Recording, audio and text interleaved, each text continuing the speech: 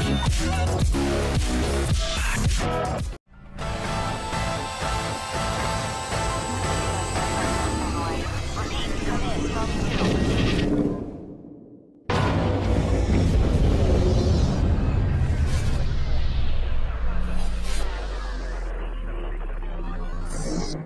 Foresiders. I'm Matt Finch. I'm the Baron. Magim.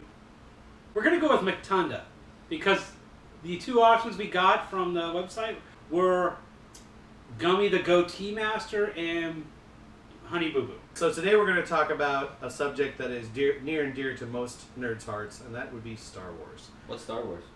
So we have a couple of questions that we've assembled about it so we can have a discussion. Star Wars, what makes the giant franchise that it is today? What makes Star Wars so great? For me, it is the adventure, the fantasy of this huge, elaborate world and the mysticism of Jedis and destiny, and all of those things kind of make it a story that kind of speaks to everybody. For me, what has made Star Wars more than just 3 really good movies and 3 okay movies is the expanded universe. It's technically gone now due to the episode 7 and Abrams' change of everything for movie purposes, which I can understand given the fact that the expanded universe is so large. But it is so absolutely rich.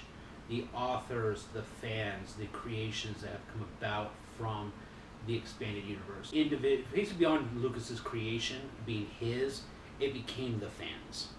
So, what I found interesting about Star Wars when I first saw it, well, the Enterprise was great. Yeah.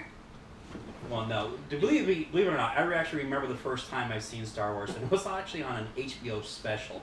Saw these 2 droids walking around Tatooine, and I was like enthralled on it. I wanted to stay and watch the rest of it. So eventually I did get to watch it, but what made me enthralled about the actual movie itself was that it had a dirty, grindy feel to it. It made it seem real.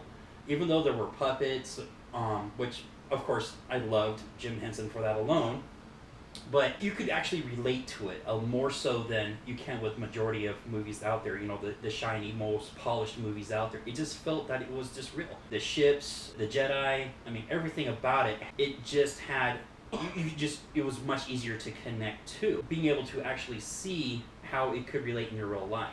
The practical effects took up physical space, and you could see that and feel that as an individual. When you have CG, no matter how good the CG is, it's still not occupying a place in time and space. There's still something with the actor. He's talking to a green screen. There is a guy standing there in the studio who's like, I'm a puppet of Yoda. Look at me. I'm saying words. That guy has to play off a picture or a image. He doesn't have a physical puppet that is taken space. Yoda in the original trilogy was physically there. You had Mark Hamill talking to a puppet. He could relate back and forth. Even though it's a guy moving the puppet down below, the actor's response was genuine. Yeah, it totally removed the cartoony feel of the actual movie. Yes. Ironically enough, Yoda, Frank Oz, the guy who puppeted Yoda, won an Academy Award for practical effects because of that movie. And to my knowledge, I don't think they won practical effects for in my opinion, the better puppet in the movies, which was Jabba. Jabba was an elaborate puppet, and they didn't really get much for practical effects for that movie, but Yoda was the first one that you actually felt like when Yoda, spoiler alert, kicks the bucket, you felt like you lost a piece of that, something was missing. Can I make a disclaimer now? Yeah. Spoiler alert can only last so long. There is totally a statute of limitations. Yes. We're going to create it right now here on defortification. Yeah, okay. 25 months. 25 months? Are we going with 25 Why months? 25? Yeah. It's an odd number. That's Wouldn't it be more like 3 because that's the amount, the time frame that between each movie was released for Star Wars? We'll say I mean, I would go with 3 because every 3 statute years you limitation. get a Star Wars movie. So by the time the second one comes out, you should have already seen it. If not, yeah, too bad. but you can't go by when trilogies release movies, because Lord of the Rings releases them once every 2 years. So Every year. it's every year now. Yeah. See, so at that point. Now, I think it's always been. Yeah. I'll say 10 years would be a safe Actually, bet. But we're talking about Star Wars, though. No, the statute of limitations on any I got a spoilers. best one here. Hey, Foresiders. What is the statute of limitations on the spoiler alert? How long before you can tell somebody, hey, why are you spoiling that for me? Dude, why'd you ruin the end of Top Gun, dude? Come on. I still haven't seen it. Spoiler alert. Quit Everybody talking about dies. Heat. I haven't seen it. God. Top Gun, that's one where the Arnold Schwarzenegger is the cyborg that comes back from the future No. to kill Edward Furlong. I haven't seen that one either. That one's Edward Scissorhands. That was Oh, a- Edward oh. Furlong, that makes total sense. Yes. Yeah. Okay. To me, the big thing about Star Wars was that we could sit down, anybody from the age of 8 to the age of 80 could sit down and watch that movie. It connects with everybody. You have your, Ewoks for children. You have, Chewie and Han, which anybody who's seen any buddy cop movie whatsoever just resonates with them. You have action, adventure, comedy, sci-fi, romance, all built into one franchise, all just right there for you to be able to see throughout the movie. You want spaceships, you want drama, all in one scene. Sword They can do fights. this here for you. They can do everything for you. The definition of epic, I think, came out when this was created because it put everything out there for you, no matter who, what, where, when, why, whatever you were doing, you could relate to Star Wars. So when I went to see Star Wars Episode 1 in theaters, that was the first time I'd ever really waited in line for a movie. And I walked out of the movie, and there was a bunch of people still waiting in line with their tickets. And I said, I can't believe that Darth Maul is Qui-Gon Jinn's father. And people were super mad. I almost got lynched. It was Of the prequels, what did you think of them as a standalone films? Because if you put them in conjunction next to 4, 5, 6, everybody's answer is they were horrible movies. But if you looked at 1, 2, and 3 separate as movies, the experience you had when you went and saw those movies for the first time. You can't say when you saw them for the first Yeah, time. actually, here's my take on it is, which a question that kind of relates to that is, what order should you watch the movies in? Should you watch 1, 2, 3, then 4, 5, 6, or should you watch 4, 5, 6, and then 1, 2, 3? You have to Both, watch 4, both, 5, but 6 first. The prequels in my eyes, this kind of ties to that. The story of Star Wars is not the story of Luke Skywalker; it's the story of Darth Vader, and that was true in the original trilogy as it is in the originals. As a fan, I would say to get the betterment, the most enjoyment out, watch 1, 2, 3, 4, 5, 6. But if for some reason you're one of those people who've not seen episode 4, 5, and 6, or you're you know somebody who you want to show them Star Wars for the first time, have them watch the original trilogy, because the prequels will ruin the whole Anakin Skywalker is Darth Vader, is Luke Skywalker's father. Mhm. That reveal is just, anytime you see somebody, when they get that reveal and they've not seen the movies, they're like, no way, whoa. But if you've watched the prequels, you're like, saw that coming. Yeah, that's Yeah, and you lose Luke Skywalker's epic scream at that point too. yeah. It's You well, know, it's just like its punch is gone. that I think that for me, this is the one weird thing. I watched the original trilogy with somebody who'd never seen it before. And this is before episode 1 came out, and I never. It kind of brings joy to your heart because you know when that scene's coming up, but you don't realize how big of a deal it was because you've seen it a million times until you watch it with somebody who's never seen it, and they're like, "What?" They're freaking out, and you're like, and that kind of brings a little bit of joy to your heart. You're like, "This is still relevant." I thought they were good. I was watching a thing with Kevin Smith the other day, and Kevin Smith was talking about how everybody hates Jar Jar, but he was in the theater watching it, and the kid next to him that was 7 years old was laughing his ass off, and he's like, "Oh, now I get it." Yeah. He was for them. Yes, and George Lucas even said, Jar Jar was there for children, because he didn't have the droids. That's what R2-D2 and C-3PO were. They were the comic relief. They were there for the kids in the movie. And then you didn't have that for episode 1, so he brought in Jar Jar. Episode 2 comes along, we get R2-D2 and C-3PO, and you see a scene with Jar Jar, because he's not needed anymore. And he got a lot of hate. Because he listened to our generation. And in all honesty, that character was not made for our generation. He was made for the younger generation. When it came to the original prequels, I remember going to see The Matrix because there was a trailer for Star Wars. I knew nothing about The Matrix when I went there. I was just like, it's the movie that follows this amazing trailer I'm going to go watch. And I watched the trailer and I was like, oh my god, that trailer was amazing. Then I watched The Matrix, and we'll go into it another time. But when I saw episode 1, I saw it the first time, I enjoyed it. I thought it was a great movie. I wasn't comparing it to 4, 5, and 6. Last time I saw 4, 5, and 6 at that point was when they did the re-releases the year prior. So they're still sort of fresh in my mind. But episode 1 came out, I was like, I'm really enjoying this movie. I had a great time out of it. I didn't have any problem with the characters acting. Wasn't nitpicking it. I was just there to enjoy the movie. Criticism didn't come till months later. People's opinions came out and kind of bogged it down a bit. Episode 2 comes out. I enjoy 95% of that movie. There's some parts they were groan worthy, and that was usually Hayden Christensen's stale acting. Though after seeing him act in other things and then hearing interviews with George Lucas saying, this is how the character is, this is how I want you to act, I realized it wasn't so much the actor but the direction he was given. I love the third one. I still enjoy Revenge of the Sith. The fight between Anakin and Obi-Wan at the end, still one of the best fight scenes I have ever seen on screen. My nerd geek was just enjoying that lightsaber battle overall. I thought the movie was great. For the prequel trilogy, third one's my favorite.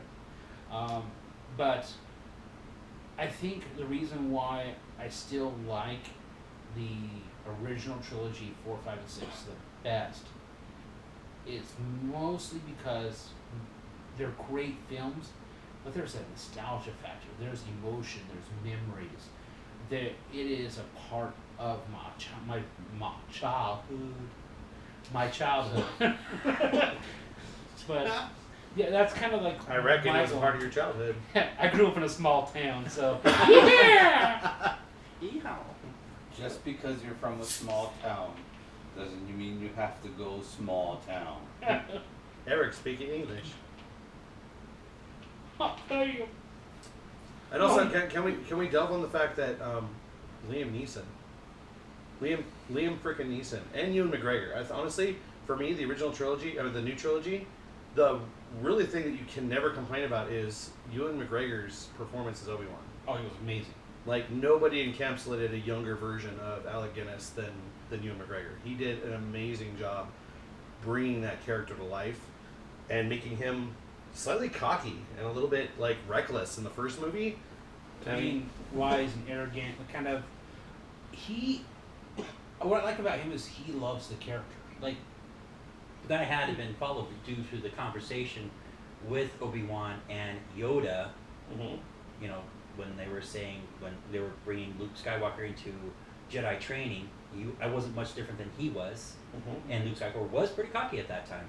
Yeah, I think it was just the how he encapsulated he did a tribute to Alec Guinness and still brought enough new of himself into that part. One of the best scenes I ever saw behind the scenes was in episode 3 when he's in the middle of rehearsing the lightsaber fight with Anakin, and he turns around and goes, "Want to be in Star Wars? Hells yeah, want to be in Star Wars? Yeah!" Like, he was super excited. He's been in this thing for 3 movies by this point, and he's still like jacked up about it. He's like, "I am Obi-Wan." we just had an interview with him about episode 7. He said, "What do you think about episode 7? He's like, "I'm still trying to figure out how to get in it." You know, like, you're trying to figure out how to get in it? He's like, "Yeah. Mm-hmm. My character's old, dead. I still want to be in the movie. I'll come back as a ghost." I have a question. Spoiler alert. Did any of you guys hear the most recent news about the newest actor that's due to be in episode 7? He was in talks. He says nothing's official yet. The actor said there's nothing official yet, but Gary Oldman is in talks with Lucas to be in episode 7. I don't know who he's playing, but Gary Oldman, he says nothing's official yet, but he is in serious talks with them. And that's kind of an interesting casting choice. I love Gary Oldman. He's an amazing actor. I just don't know who he'd play. Probably I'm thinking, at this late into the casting, probably a Moff. Yeah, that'd be good. You know, just a bridge commander. I mean, there's a part about Star Wars. You can be big actors, so Dude. be like, I'll take a bit part. You underestimate his acting. Yeah. No, I don't underestimate How his cool acting. of a Sith would Gary Oldman be? Maybe a Jedi. No, if honestly, if I were to cast Gary Oldman there here in episode 7, I would probably make him a relevant like shopkeeper, somebody they always go back to, A Watto. just kind of like a Watto, but yeah, somebody they always go back to, somebody they have interaction with. Not a major part of the storyline or anything like that. Maybe one of the masters of the New Jedi Order, created by Luke. It's possible. Be a Cornhorn or a Kip Duran. An equivalent to. Yeah, one of those, you know, the expanded universe characters they can totally rewrite now and be like, here's the name of the character. What expanded universe? Yeah. No, they're totally rewriting. It's the ultimate universe. Alternate universe, yes. The legacy universe or the canon universe. They could bring Thrawn in and just rename him. This is Grand Admiral Tron. Tron? Yeah. Tron? Tron, Grand Admiral Lightbike. Yes, he's a light bike. Yes, but yeah, that's. Yeah, I when I heard that Gary Oldman was talking about being cast in it, I was super excited. If he does get cast, I don't care who he is, he's going to be amazing in it. But that's a discussion for another time. It is. So yeah, but as far as yeah, the prequels. I mean, what's your take on them? I'm not extremely in depth with Star Wars or the geekdom. You know, I love watching it. I will go and watch it as soon as it possibly hits the theaters. When I go and see episode 7, I'm actually going to be able to dive into it and not think, oh God, these books are not in here. How is it going to go? I'm actually going to be able to enjoy the actual movie. So when I watched the first episodes 1, 2, and 3, I was actually able to dive into this not knowing how it's going to relate. The only thing I really knew was that Anakin was going to be Darth Vader. I mean, the poster kind of gave it away. Yeah, they did. Yeah, there's a couple of foreshadowing. Like Lucas really wasn't subtle about his foreshadowing in those movies No. either. No, but when I was able to watch these, all 3 of these episodes, I actually really enjoyed them because it did give the gloss. I really did like the gloss overall, and there was always something going on. And the one thing that I really did miss was the lack of English. Now, if you remember 4, 5, and 6, when you talked to an alien, they didn't speak English majority of the time. You know, grunts, growls, and chips, and chirps, and whatever else. In 1, 2, and 3, it was very rare. It was very rare that you ran into an alien that did not speak English. Yeah, now that I think about it, that's Galactic true. Basic was super common. They must have run out of subtitle or something. I'm not sure.